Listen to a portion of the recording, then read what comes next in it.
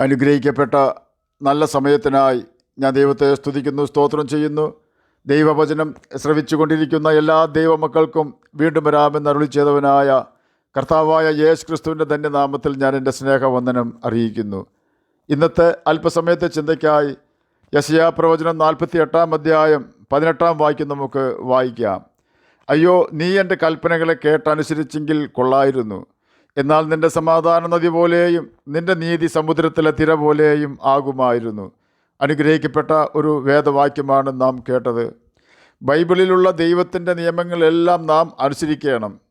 ദൈവത്തിൻ്റെ ആവശ്യത്തിനു വേണ്ടിയല്ല ദൈവം നിയമം ഉണ്ടാക്കിയിരിക്കുന്നത്, പിന്നെയോ ദൈവത്തിൻ്റെ ജനത്തിനു വേണ്ടിയാണ് ദൈവം നിയമം ഉണ്ടാക്കിയിരിക്കുന്നത്.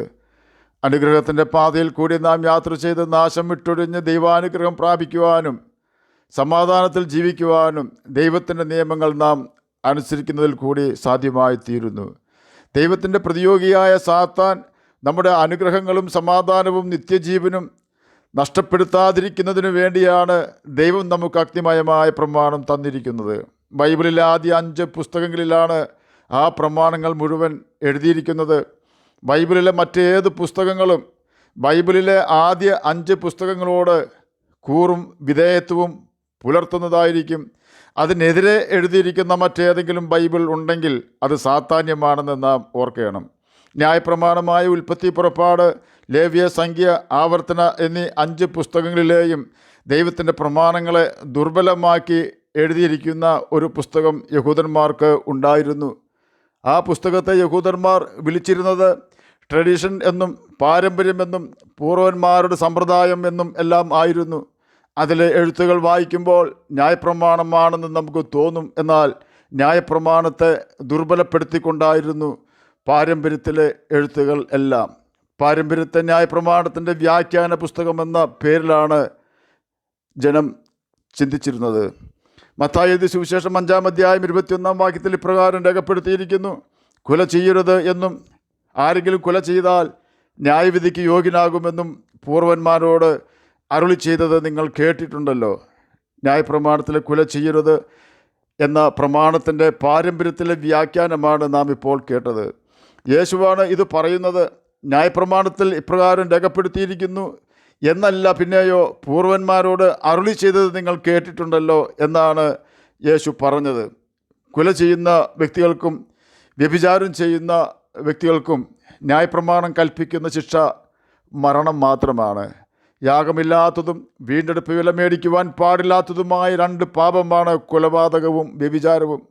യഹൂദന്മാരെ ന്യായപ്രമാണം പഠിപ്പിച്ചിരുന്ന ന്യായശാസ്ത്രിമാർ അഥവാ എക്സ്പെർട്ട് ഓഫ് ദ ലോ യഹോവയുടെ അഥവാ യേശുവിൻ്റെ ന്യായപ്രമാണത്തെ ദുർബലമാക്കിക്കൊണ്ട് ഇപ്രകാരം എഴുതി വെച്ചു: ആരെങ്കിലും കൊല ചെയ്താൽ ന്യായവിധിക്ക് യോഗ്യനാകും.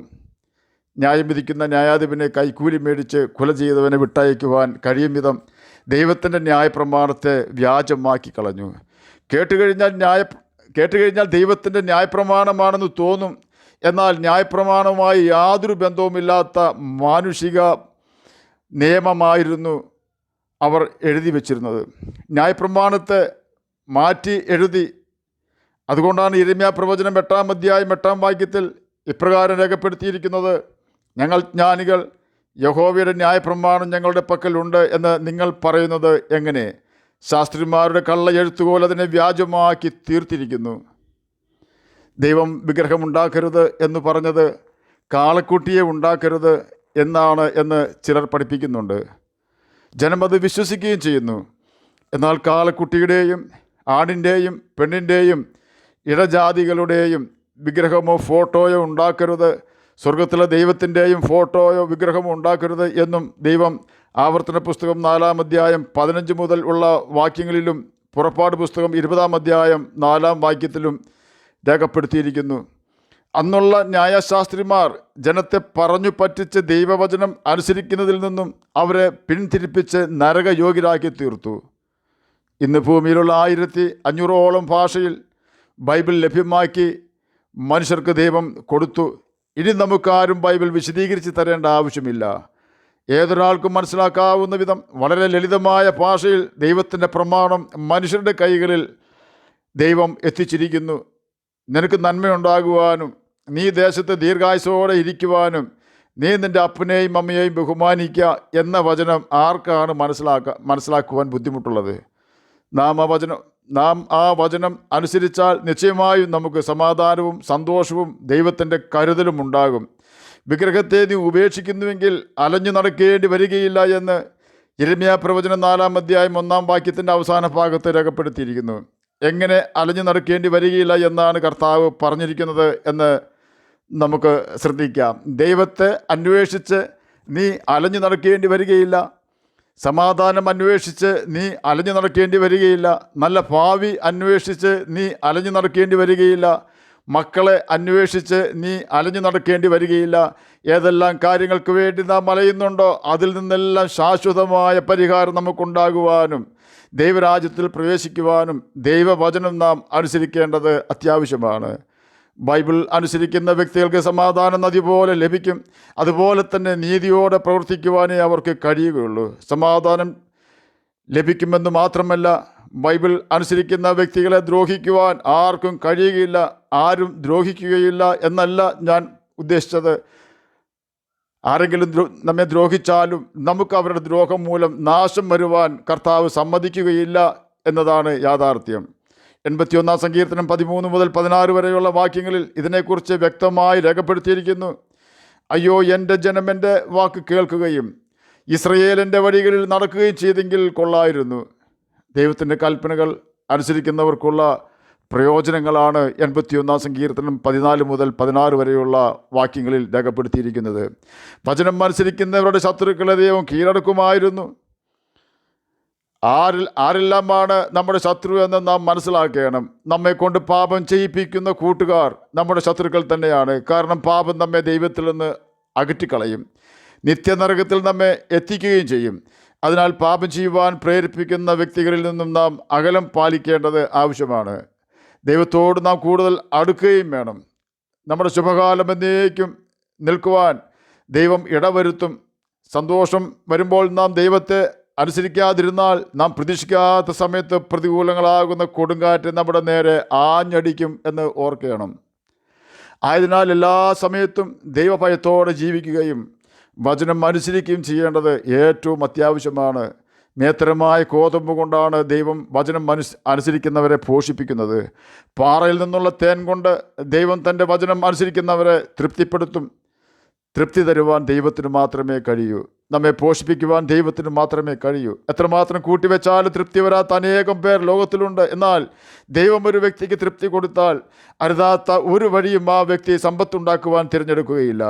നമ്മുടെ തലമുറകൾക്ക് നമുക്ക് കൊടുക്കുവാൻ പറ്റുന്നതിൽ വെച്ച് ഏറ്റവും നല്ല സമ്പാദ്യം യേശുവിനെ അവർക്ക് പരിചയപ്പെടുത്തി കൊടുക്കുക എന്നതാണ്. നാം യേശുവിനെ അനുസരിക്കുകയും നാം നമ്മുടെ മക്കൾക്ക് യേശുവിനെ പരിചയപ്പെടുത്തി കൊടുക്കുകയും ചെയ്താൽ നമ്മുടെ തലമുറകൾ ഒരിക്കലും ദുഷ്ടൻ്റെ വഴി തിരഞ്ഞെടുക്കുകയില്ല. നമ്മുടെ തലമുറകൾക്ക് മോശമായ വഴിയിൽ കൂടി നടക്കേണ്ടി വരാതിരിക്കണമെങ്കിൽ നിശ്ചയമായും നാം ദൈവത്തിൻ്റെ വചനം അനുസരിക്കുകയും നമ്മുടെ തലമുറകളെ നാം വചനം പഠിപ്പിക്കുകയും വേണം. 8 വയസ്സുള്ള ഒരു ആൺകുട്ടിയെക്കുറിച്ച് എനിക്കറിയാം. ചെറിയ പ്രായത്തിൽ തന്നെ മരിച്ചവർ ഉയർക്കുമെന്നും യേശു കർത്താവ് മടങ്ങി വരുമെന്നും തൻ്റെ മാതാവ് അവനെ പഠിപ്പിച്ചു. അല്പം ദൈവഭയമുള്ള അമ്മയും മകനും ആയിരുന്നു അവർ. എന്നാൽ കുട്ടികൾക്ക് കാര്യമായ അറിവ് ഉണ്ടാവുകയില്ലല്ലോ. അമ്മയുടെ കണ്ണ് വെട്ടിച്ചരുതാത്തൊരു സ്ഥലത്ത് മകൻ ചെന്ന് നിന്ന് കാഴ്ച കണ്ടുകൊണ്ട് നിന്നപ്പോൾ അവിടെ തന്നെ നിന്ന് കൊട്ടും വാദ്യവുമെല്ലാം കേൾക്കുകയും കാണുകയും ചെയ്തിരുന്ന ഉദ്ദേശം 15 വയസ്സ് പ്രായമുള്ള മറ്റൊരു ആൺകുട്ടി 8 വയസ്സുകാരനെ പേടിപ്പിച്ച് ഓടിച്ചു. അതിനുശേഷം 8 വയസ്സുകാരൻ അവൻ്റെ അമ്മയുടെ കണ്ണ് വെട്ടിച്ച് ഒരു സ്ഥലത്തും പോയിട്ടില്ല. യേശുവിനെ ഭയമുള്ള കുഞ്ഞുങ്ങൾ അരുതാത്ത പാതയിൽ പോയാൽ യേശു തടയുക തന്നെ ചെയ്യുമെന്ന് ആ യാഥാർത്ഥ്യം നമ്മെ പഠിപ്പിക്കുന്നു. അതിനാൽ വചനം അനുസരിക്കുന്ന ദൈവമക്കൾ തങ്ങളുടെ കുഞ്ഞുങ്ങളെക്കുറിച്ച് പേടിക്കേണ്ടി വരികയില്ല. നാം നമ്മുടെ കർത്താവിൻ്റെ പിന്നാലെ പോയാൽ കുഞ്ഞുങ്ങൾ നമ്മുടെ പിന്നാലെ വരുവാൻ തക്ക കൃപ കർത്താവ് നമ്മുടെ കുഞ്ഞുങ്ങൾക്ക് നൽകും. ആകയാൽ നമുക്ക് നമ്മുടെ കർത്താവിൻ്റെ കൽപ്പനകൾ അനുസരിച്ച് സമാധാനത്തോടെ ജീവിക്കാം. നമ്മെ കാണുന്നവർക്കും കേൾക്കുന്നവർക്കും സമാധാനമില്ലാത്തവർക്കും യേശു തരുന്ന സമാധാനം നമുക്ക് പകർന്നു കൊടുക്കാം. യേശു പറഞ്ഞു, സമാധാനം ഞാൻ നിങ്ങൾക്ക് തന്നേച്ചു പോകുന്നു. ലോകം തരുന്നത് പോലെയല്ല, എൻ്റെ സമാധാനം ഞാൻ നിങ്ങൾക്ക് തരുന്നു. കാൽവരി ക്രൂശിൽ കഠിന വേദന അനുഭവിക്കുമ്പോഴും ആരെയും ശപിക്കാതെ കുറ്റം പറയാതെ പിതാവിനോട് നമുക്ക് വേണ്ടി നിലവിളിച്ച യേശുവിൻ്റെ സമാധാനം എത്ര വിലയേറിയതാണ് എന്ന് നാം ഓർക്കണം. നമുക്ക് യേശുവിൻ്റെ സമാധാനം നദി പോലെ ലഭിക്കുവാൻ അവൻ്റെ കൽപ്പനകൾ അനുസരിക്കാം, നിത്യജീവന് അവകാശികളായി തീരാം. അതിന് കർത്താവ് നമ്മെ സഹായിക്കട്ടെ എന്ന് പ്രാർത്ഥിച്ചുകൊണ്ട് ഞാൻ എൻ്റെ വാക്കുകളിൽ നിന്ന് വിരമിക്കുന്നു. നമുക്ക് പ്രാർത്ഥിക്കാം. ഞങ്ങളെ സ്നേഹിക്കുന്ന സ്വർഗീയ പിതാവേ, നല്ല വചനത്തിനായി ഇങ്ങനെ സ്തുതിക്കുന്നു, സ്തോത്രം ചെയ്യുന്നു. എന്നെ കേൾക്കുന്ന ഏതെങ്കിലും പ്രിയപ്പെട്ടവർ സമാധാനമില്ലാതെ ആയിരിക്കുന്നുവെങ്കിൽ അങ്ങ് അവർക്ക് സമാധാനം നദി പോലെ ഒഴുക്കി കൊടുക്കണമേ. അങ്ങയുടെ വചനം വായിക്കുവാനും അങ്ങയുടെ വചനം ഗ്രഹിക്കുവാനും അതിന് പ്രകാരം ജീവിക്കുവാനും അടിയനെ കേൾക്കുന്ന അങ്ങനെ കുഞ്ഞുങ്ങളെ സഹായിക്കണമേ. സ്വന്തമായി വീടില്ലാത്തവർക്ക് സ്ഥലവും വീടും കൊടുക്കണമേ. തലമുറകൾക്ക് കർത്താവെ ദോഷം വരാതെ വണ്ണം അങ്ങ് കാക്കണമേ. പ്രാർത്ഥന കേട്ടതിനായി സ്തോത്രം, യേശുവിൻ്റെ നാമത്തിൽ തന്നെ ആമേൻ. കർത്താവ് എല്ലാവരെയും അനുഗ്രഹിക്കട്ടെ. സ്തോത്രം.